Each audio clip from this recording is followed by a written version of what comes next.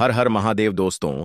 4 अगस्त 2025 सावन के आखिरी सोमवार के दिन शिवलिंग से उठा लाना, यह एक गुप्त चीज होगी। हर मनोकामना पूरी मिलेगी, सभी दोषों से मुक्ति, इतना धन आएगा कि संभाले नहीं संभलेगा।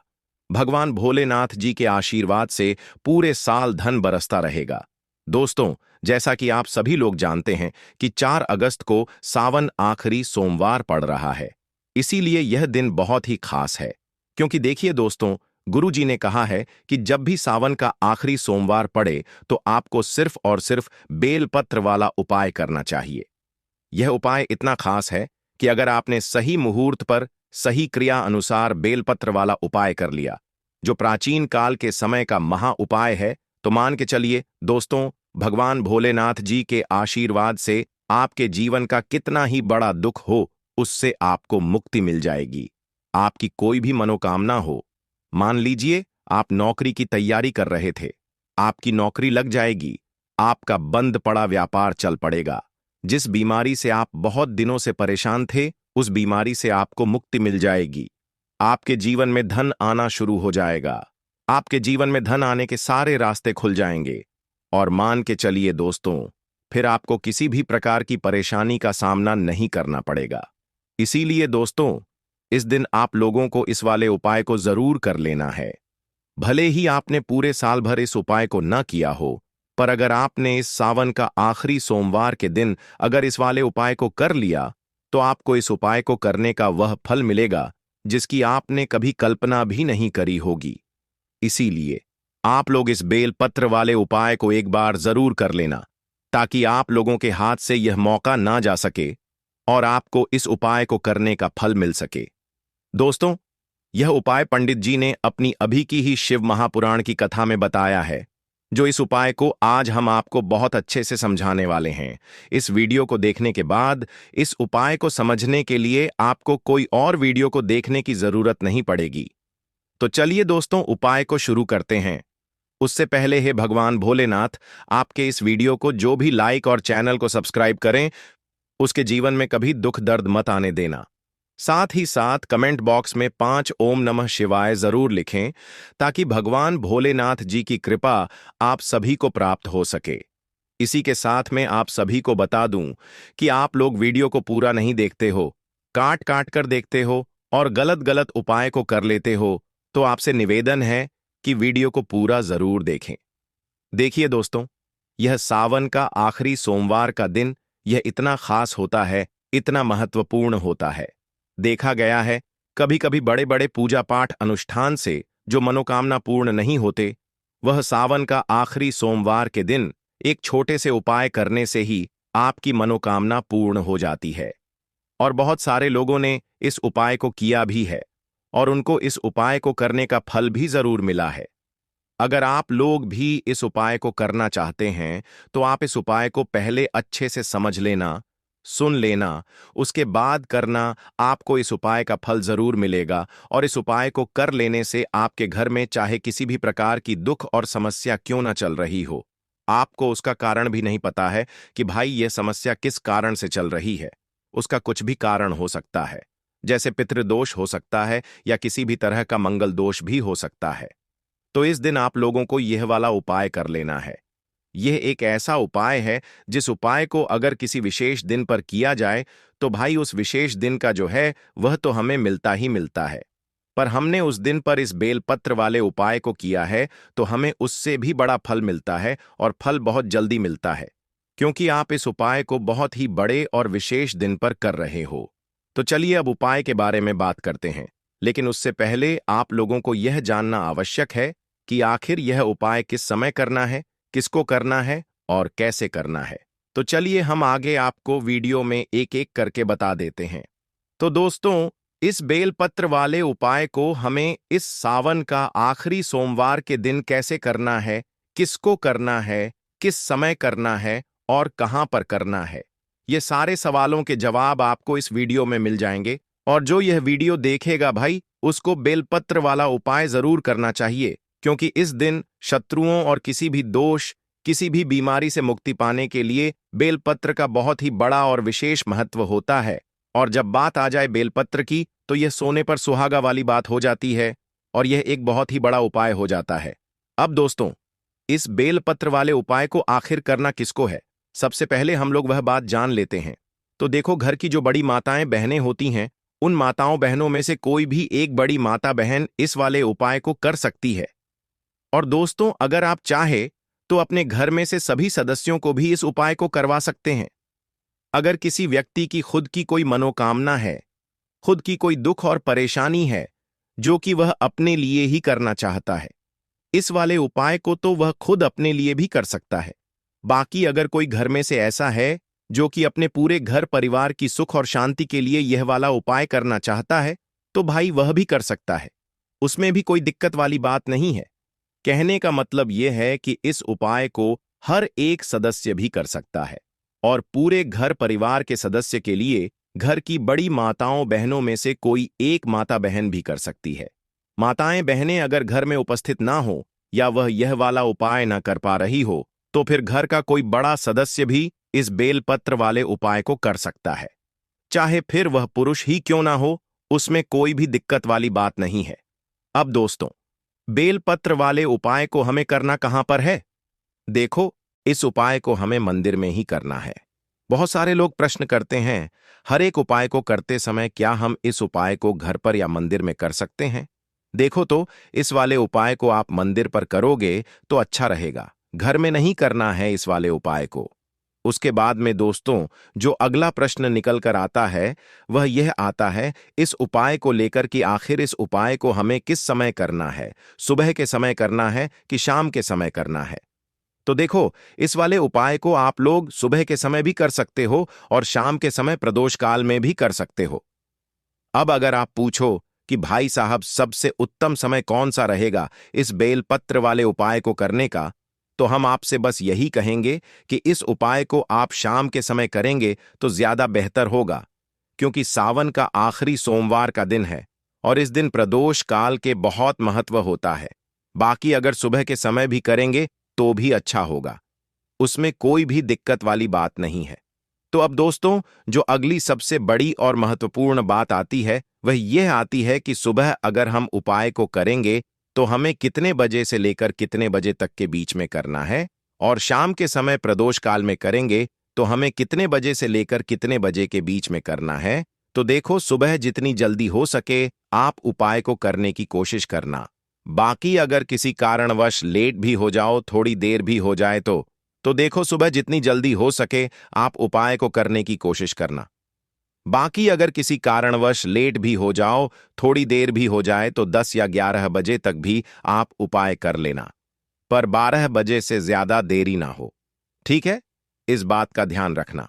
उसके बाद में दोस्तों, अगर शाम के समय प्रदोष काल की बात करें, प्रदोष काल का जो समय होता है वह शाम के 6 बजे से शुरू हो जाता है। मतलब शाम के 6 बजे से लेकर 7 बजे के बीच का जो समय होता है, यह समय प्रदोष काल का समय होता है। इस उपाय को 7 बजे या 8 बजे के बीच में भी कर सकते हो। मतलब शाम के 6 बजे से रात 8 बजे के बीच में आप कभी भी इस वाले उपाय को कर सकते हो, उसमें कोई भी दिक्कत वाली बात नहीं है। परंतु 4 अगस्त सावन का आखिरी सोमवार के दिन कोशिश करना कि समय के अंतर्गत ही कर लो।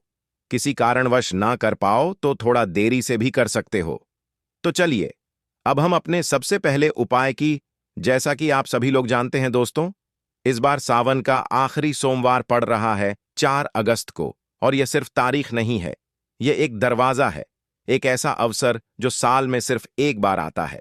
और अगर आपने इस दिन को साध लिया तो समझ लीजिए, साल भर की सारी रुकावटें, सारी अड़चनें, सारे क्लेश, सारी बाधाएं सब खुद ब खुद हटती चली जाएंगी। और आज जो बात हम आपको बताने जा रहे हैं वो वह न तो कहीं लिखी है न किसी कथा में कहीं गई है। यह एक ऐसा गुप्त उपाय है जो वर्षों से छिपा रहा और जिसे पंडित जी ने सिर्फ उन लोगों को बताया जो वाकई किसी असाध्य पीड़ा में थे, जिनका जीवन उलझ गया था, जिनकी मेहनत रंग नहीं ला रही थी और जिनकी प्रार्थनाओं का जवाब जैसे कहीं अटक गया था। अब आप पूछेंगे, यह उपाय आखिर है क्या? तो मैं अभी भी कहूंगा, उसका नाम अभी नहीं बताऊंगा, क्योंकि इस उपाय की पहली शर्त ही यही है, जब तक उसका समय ना आ जाए तब तक उसे गुप्त रखा जाए। बस इतना समझिए कि यह उपाय सिर्फ सावन के आखिरी सोमवार को किया जाता है और इसका पूरा असर तभी मिलता है जब इसे पूर्ण विश्वास और नियम से किया जाए। यह कोई ताबीज या धागा नहीं है। यह एक शिवलिंग से जुड़ी हुई सजीव शक्ति है जिसे उठाने का समय 4 अगस्त की भोर में आता है। अब आप ध्यान से सुनिए कि करना क्या है। 20 जुलाई यानी रविवार की रात को जब आप सोने जाएं तो मन में एक संकल्प लेकर जाएं कि मैं कल भोलेनाथ से कोई वरदान नहीं मांगूंगा। मैं सिर्फ उस चीज को उठाने जा रहा हूं जो मेरे जीवन से अंधकार हटाएगी। उस रात मोबाइल से दूरी बना लीजिए, किसी से झगड़ा मत करिए, मन शांत रखिए। सुबह 4 अगस्त को सूरज निकलने से पहले उठिए। कोशिश करिए कि ब्रह्म मुहूर्त में स्नान हो जाए। नहा धोकर जब शरीर और मन दोनों पवित्र हो जाए तो बिना किसी से बात किए सीधा किसी पुराने शिव मंदिर की ओर निकल जाइए। ध्यान रखिए, मंदिर वहीं होना चाहिए जहां शिवलिंग खुले में हो। ना तो ऐसी का मंदिर हो, ना ही कांच में बंद शिवलिंग, और ना ही वह जगह जहां आपको बीच में रोक टोक हो। सीधे शिवलिंग के पास जाइए और वहां जाकर पहले तो 11 बार ओम नमः शिवाय का जाप कीजिए। फिर आंखें खोलिए और नजर दौड़ाइए। अब वहां कुछ ऐसा होगा जो आपको भीतर से खींचेगा। वह कोई बड़ी चमकदार चीज नहीं होगी, वह कोई दिखावा नहीं करेगी, मगर आपका मन कहेगा यही है। उसे चुपचाप उठाइए। हां, उसी क्षण बिना किसी से बोले, बिना किसी को दिखाए, बिना सोच विचार किए उठाइए और अपने पास रख लीजिए। अब वहां ज्यादा देर मत रुकिए। ना आरती देखिए, ना प्रसाद लीजिए, ना कोई फोटो खींचिए। ये सब बाद में होता रहेगा। अभी सिर्फ अपने साथ उस चीज को लेकर लौट आइए। रास्ते भर किसी से बात मत कीजिए, ना मोबाइल चलाइए, ना कुछ खाइए। सीधा अपने घर आइए और घर में उस चीज को अपने पूजा स्थान के ईशान कोण यानी उत्तर पूर्व दिशा में रख दीजिए। वहां कोई ना देखे, यह जरूरी है। अब दीपक जलाइए सरसों के तेल का, और उसमें एक बात ही रखकर जलाइए। कोई लंबा पाठ नहीं करना है, बस हाथ जोड़िए और शिव से इतना कहिए, हे भोलेनाथ, आप मुझे बुलाकर जो मुझे सौंप रहे हैं, मैं उसे उसी श्रद्धा से ग्रहण कर रहा हूं।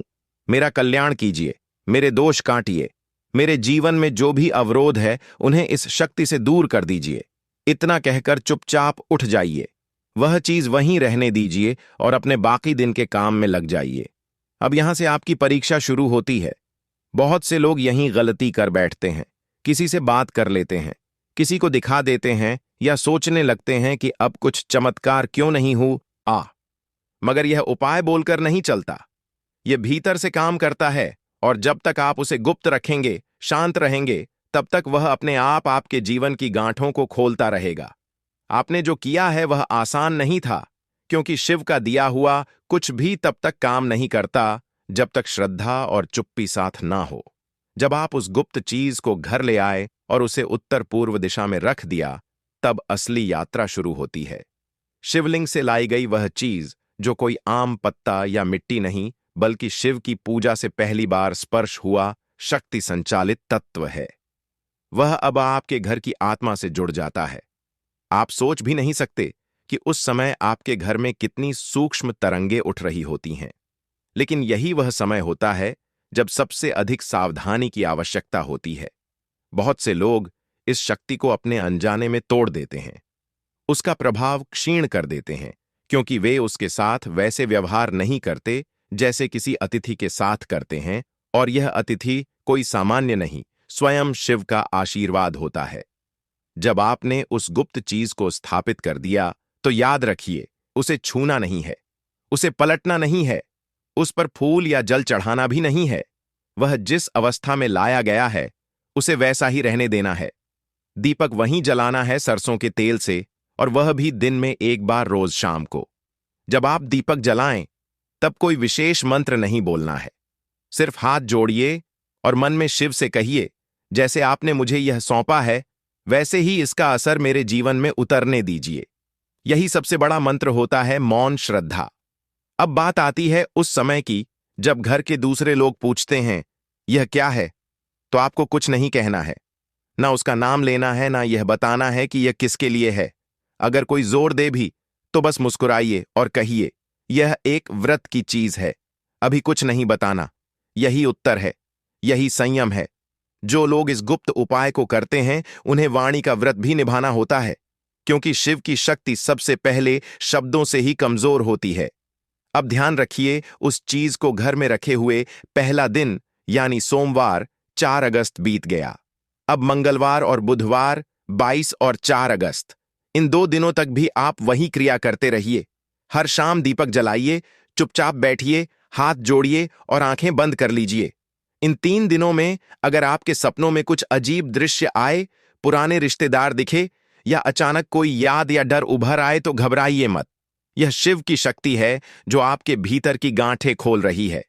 शिव सिर्फ बाहर से शत्रु नहीं हटाते, वह मन के भीतर बैठी उलझनों को भी तोड़ते हैं। और यह प्रक्रिया तभी होती है जब आप चुपचाप बिना शोर किए उस शक्ति को अपने जीवन में टिकने देते हैं। अब एक बहुत जरूरी बात, इन 3 दिनों में कोशिश करें कि घर में झगड़ा ना हो, ऊंची आवाज में बात ना हो, टीवी तेज ना चले और भोजन सात्विक रहे।